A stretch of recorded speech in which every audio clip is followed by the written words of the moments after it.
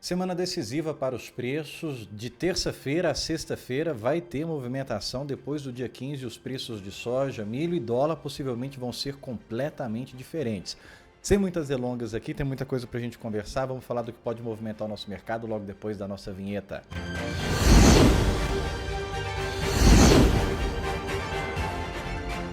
Muito obrigado pela sua curtida, pelo seu comentário. Eu quero pedir, como sempre, se soja, milho e dólar são assuntos que te interessam. Esse radar de hoje é focado nesses assuntos. Radar de quinta-feira, focado em política, geopolítica. Também a gente traz o mercado financeiro, mas hoje a gente focado aqui no agro, soja, milho e dólar. Claro que a gente vai ter que falar aqui do que está movimentando também na geopolítica, mas eu quero pedir a sua curtida, o seu comentário, porque sem isso, esse vídeo aqui deixa de existir. Muito obrigado. Se eu estou aqui hoje, é porque você tem nos apoiado. Então, por favor, continua deixando a sua curtida, o seu comentário, para que a gente possa continuar trazendo informações para vocês. Deixo também à sua disposição a palestra da Royal Rural. Consulte a nossa agenda, os valores, leve a Royal para o seu evento para falar sobre as tendências de mercado. Bom, começando aqui olhando pela nossa tela, a gente teve um dia de alta para Chicago, já tentando antecipar o que vem pela frente. Antes da gente entrar nas divulgações importantes dessa semana, a gente olha para as divulgações no início da semana. Toda segunda-feira a gente tem as exportações e a exportação de soja já começa lá nas alturas. Primeira semana de maio mostra mais de 4 milhões de toneladas. A gente estava discutindo aqui, o Pedro, que você sabe que aparece aqui toda quinta-feira, estava fazendo as contas que esse ritmo de exportação que começou, a gente teria potencial de exportar mais de 18 milhões de toneladas. No entanto, o line-up mostra ali 16. Se sair 16 milhões de toneladas, vai ser perto de outro recorde, viu? O milho a gente já sabe que não é movimento de exportação a partir de agora. Outra divulgação na semana, plantio dos Estados Unidos. O plantio tinha começado mostrando a soja disparando na frente do milho. Isso dava a entender que o produtor americano podia estar reduzindo a área de milho e aumentando a área de soja. Só que isso foi embora logo. A gente está vendo aí que 57% da área de milho já está plantada. Você está vendo essa linha vermelha no gráfico? É o ano de 2026. É histórico. A gente está vivendo um momento que os Estados Unidos está plantando num nível que nunca foi plantado antes. Soja, 49% de área plantada. Isso é reflexo também do poder dos maquinários. A tecnologia que está no campo dá ao produtor, tanto brasileiro como americano, velocidade nesse plantio e o clima fica ali apenas como a última dúvida se vai ser favorável ou não para o desenvolvimento das lavouras, mas o ritmo nos campos está bem acelerado. A gente começa aqui falando das divulgações que a gente vai ter essa semana e as mais importantes que vão impactar e podem mudar a tendência dos preços. Quadro de oferta e demanda do FDA já nessa terça-feira, dia 12. Relatório do NOPA, que eu tenho falado ele aqui todo o radar, dia 15. E encontro do Trump e do Xi Jinping também dia 15. Além desses três eventos, a gente ainda tem também, se eu não estou enganado, na quinta ou na sexta-feira, ou nos 2 dias, a discussão nos Estados Unidos sobre o E15. Lá nos Estados Unidos tem E10, 10% de etanol na gasolina. E em alguns meses do ano eles aumentam esses 10% para 15%. A discussão agora é manter pelo menos 15% durante o ano inteiro. Esses são os 4 pilares que vão definir a tendência de Chicago e, claro, vão movimentar o preço de soja e milho também no Brasil. Mas destaque para esses 3, relatório de oferta e demanda, esmagamento do NOPA e encontro do Trump e do Xi Jinping. O que se espera para o relatório de oferta e demanda? Eu vou deixar aí na sua tela, a gente não tem tempo de trazer em detalhes, mas são os números de fevereiro do Fórum Outlook que são atualizados com a área de março. E aí a espera para a soja é que venha uma produção em torno de 120 milhões de toneladas e um consumo de 75. Isso já está precificado. O que vier diferente disso é que vai fazer movimento nos preços. Para o milho, a expectativa também baseada no relatório de fevereiro, no Fórum Outlook, projeção de produção em torno de 406 milhões de toneladas e a exportação 78 e consumo interno 329. Olha quanto de milho que os Estados Unidos consomem, 2 safras do Brasil para dar um consumo interno dos Estados Unidos. De novo, esses são os números que já estão precificados. O que vier diferente disso é que vai fazer o preço. Então estou passando rapidinho por aqui, mas não entenda que esse número não é importante não. Para, dá um print, pausa para você analisar o que pode vir de diferente, o que pode ser a surpresa do FDA para essa terça-feira. De novo, a gente já falou sobre isso nos vídeos anteriores, 15 de maio é o dia D, porque tem o relatório do NOPA e porque tem o encontro do Trump e do Xi Jinping. O que o mercado está esperando é que saia mais um acordo entre China e Estados Unidos, que o Trump volte para casa com a China se comprometendo a comprar mais soja americana. Mas eu quero te chamar a atenção para esse dado aqui, para essa tabela. Você está vendo os números de exportação de soja dos Estados Unidos. Para quem está familiarizado com os números do USDA, está vendo ali embaixo o total? Exatamente o total que o USDA considera no seu quadro de oferta e demanda.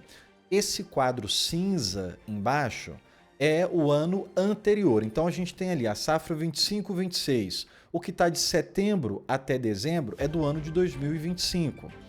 E ali, janeiro, fevereiro, março, esse dado até de março.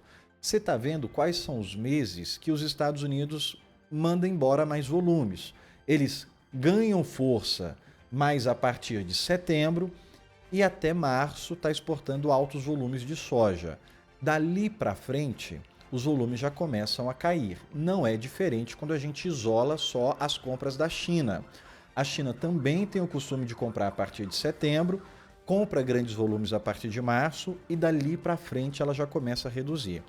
O que o Trump vai querer fazer agora é que a China continue comprando grandes volumes a partir de abril, a partir de maio, durante maio até setembro.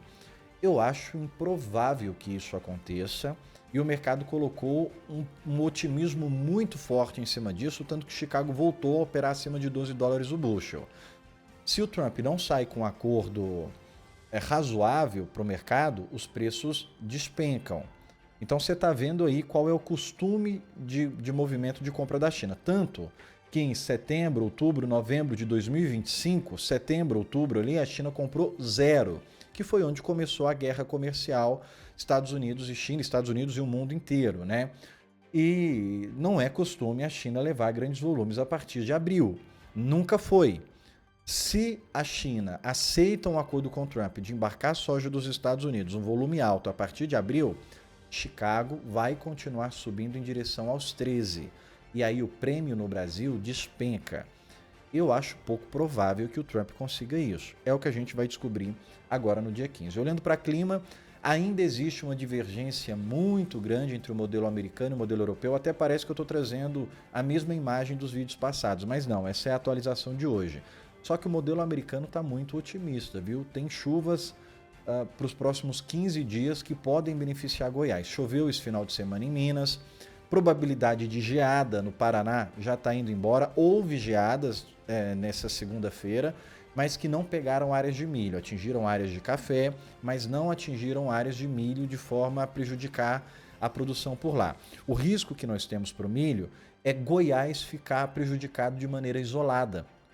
O risco que nós tínhamos para clima é falta de chuva em Goiás, Minas, Bahia e geadas no Paraná. Geada no Paraná já está praticamente descartada para as áreas de milho.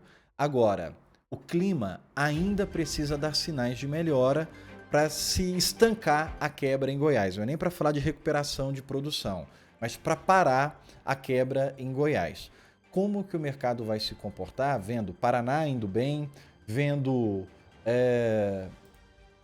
o Mato Piba, que não está tão mal assim, talvez a Bahia, que não está indo tão bem, mas toda a região norte e nordeste pode produzir acima do esperado e Mato Grosso vai ter uma safra cheia, talvez não passe muito 50 milhões de toneladas. Como que o mercado vai se comportar? A resposta disso também nesses próximos 15 dias, sobretudo a partir do dia 15 também, que é onde as previsões de chuvas para Goiás aumentam. Então olha como o dia 15 é um dia importante que vai virar a chave do mercado, literalmente. Uma pausa de novo para pedir a sua curtida, o seu comentário, enviar para alguém e seguir a Royal. Faça isso, por favor, vai ajudar demais o nosso trabalho aqui. Olhando para a geopolítica, o movimento que a gente teve, que está pautando todo o mercado, o dólar teve uma estabilidade ainda abaixo do 5, 4,89, ainda abaixo do 4,90, que isso é importante para o psicológico, e o petróleo voltou a subir. O que nós tivemos? Os Estados Unidos enviaram lá para o Irã, através do Paquistão, o seu memorando de uma página para que a guerra fosse pausada por um período mais prolongado. O Irã não aceitou a proposta dos Estados Unidos e mandou uma contraproposta. Nessa proposta do Irã, basicamente o que eles pedem? Fim das hostilidades na região ali do Irã, retirada ou alívio das sanções dos Estados Unidos contra o Irã, fim do bloqueio naval americano e compensação financeira pela guerra, que os Estados Unidos paguem o Irã pelos estragos da guerra, e reconhecimento da soberania iraniana sobre o Estreito de Hormuz.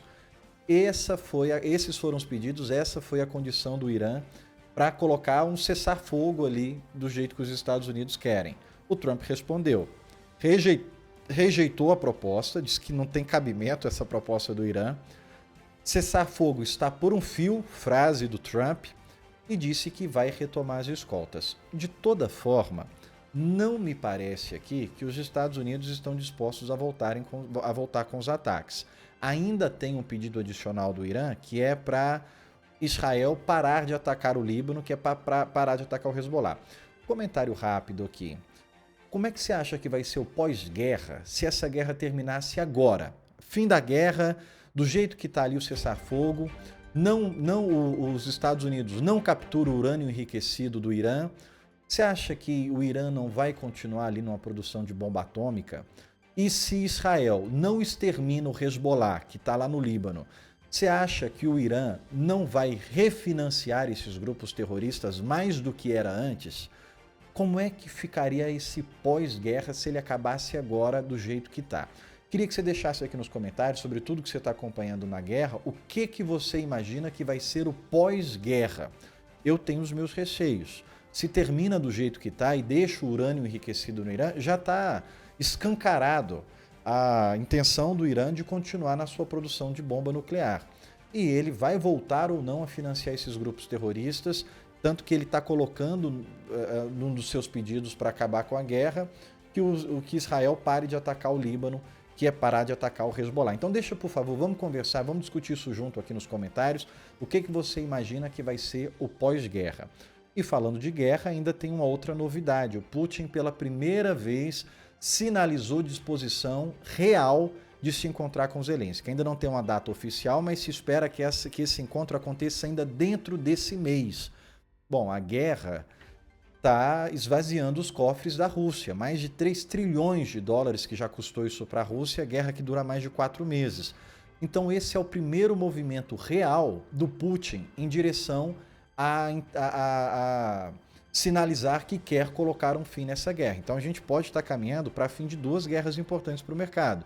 Estados Unidos e Irã, Rússia e Ucrânia. Bom, eu vou só passar rapidinho aqui pelos preços, a gente não tem tempo de discutir tudo com profundidade, então eu passo para você aqui as coisas que a gente considera mais importantes. Você está vendo aí o que foi o movimento de sexta-feira para segunda-feira, quem tirou o valor, quem colocou o valor, se foi Chicago, se foi dólar, se foi prêmio, mas a gente olhando para como ficaram os movimentos nos portos. Soja, entrega junho, pagamento junho, paridade, não é trade, mas a paridade está indicando 132 no porto, tudo para o final de junho. E milho, indicando R$ 65 no porto, pagamento e entrega também para julho. Não perca o radar da semana que vem, que na segunda-feira a gente vai trazer o quadro de oferta e demanda de milho atualizado da Royal Rural, quadro oficial da Royal Rural de milho. Então é um radar especial para a gente entender o que pode acontecer aí com o nosso milho safrinha, né? E El Niño em vigor, praticamente já vai estar em vigor aí em junho, mas transicionando, o que pode pegar para o nosso mercado. Deixa sua curtida, seu comentário e até quinta-feira a gente volta aqui, eu e o Pedro, para o Radar Mundo. Até mais!